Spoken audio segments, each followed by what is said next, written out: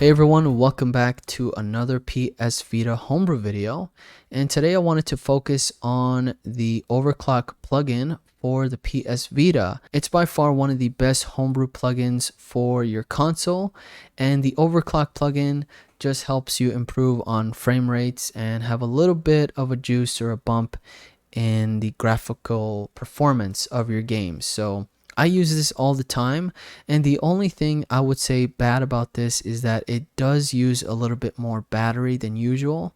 I was testing this out a lot where I wasn't using the plugin and I'd had a lot more time to play, but anytime I'm using this, the battery just sinks and it's not that great. But it does help on frame rates a lot, and it's by far one of the best plugins you should have on your console, on your PS Vita. It's one of the best, and it's highly recommended to have on your PS Vita. So let's dive into it. And the cool thing about this plugin is that you can see a little frame rate on the corner up there. You can see, I guess my Wi-Fi is kind of, the little icon is in the way, but you can easily download and install it through the auto plugins too.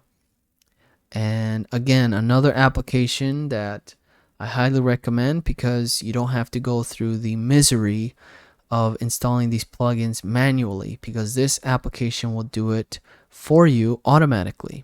And under Vita plugins, go to install plugins, and this one is going to be under the P section. Let's see, so here it is, the PSV shell by Electri. So yet another overclocking plugin. To activate the plugin, you will have to, or toggle it, you will have to press the select and up at the same time, or select down to toggle between the three different GUI modes. And I'll show you those here in just a second. We already seen one, and the other is kind of hidden. You can see that that's one of the options there. It just says the number 60, and that's the frame rates we're getting right now. So yeah, go ahead and download the plugin or install it just by pressing X. Restart your console, and the plugin should be up and running right away for you. And I get a lot of questions about this, especially through stream. It's like, hey, what is that plugin that you're using? So that's why I'm covering it and updating the video here today. And it does really help through some of these ports, especially through like Bully and Grand Theft Auto. And you'll see the difference between what the defaults are and compared to like overclocking it. So this will be great. All right, so while Bully is loading, I'll show you the three different modes for the overclock plugin. So the first one that you'll see is this one. This is the main window where we can change the different clocks here. So by default, the clock speed is going to be, the CPU is going to be at 333, and with the plugin you can change that and boost it all the way up to 500. So I'm going to leave it like this and just show you the different setups for the plugin. So let's just save this profile, and let's press the select and up button on the D-pad one more time.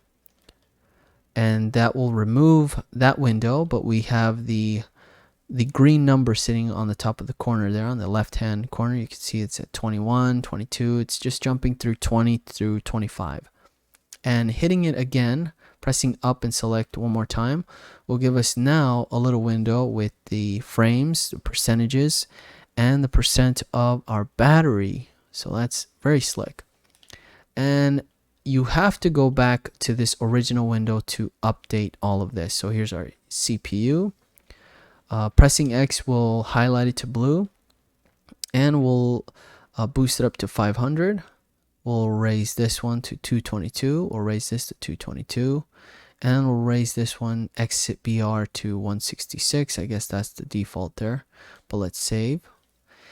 And it's not a whole lot, but it does help in some way. It's like, in some way, and in some games, it really, really helps. Now this one, when I first started playing it on the PS Vita, the consistency of the frames were at they were sitting at, let's see, how can I get out of here? There we go.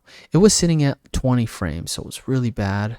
But with the plugin, it helps boost it all the way up to 29, which is really a great improvement. You can see how it's staying consistent there just a little bit. It's pretty solid. And Bully is one of those games that has been ported over to the PS Vita using the Android version of it, and it works great. There's a couple of bugs here and there, a couple crashes, but nothing too crazy. I mean, it's a port. You know, what do you expect, right?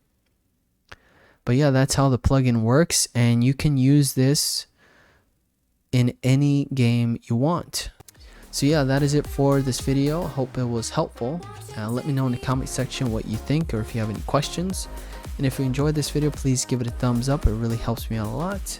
And if you haven't already subscribed, please subscribe to the channel and hit that notification bell so you don't miss a video in the future. Thank you so much for watching, guys. Take care, and I'll see you on the next one.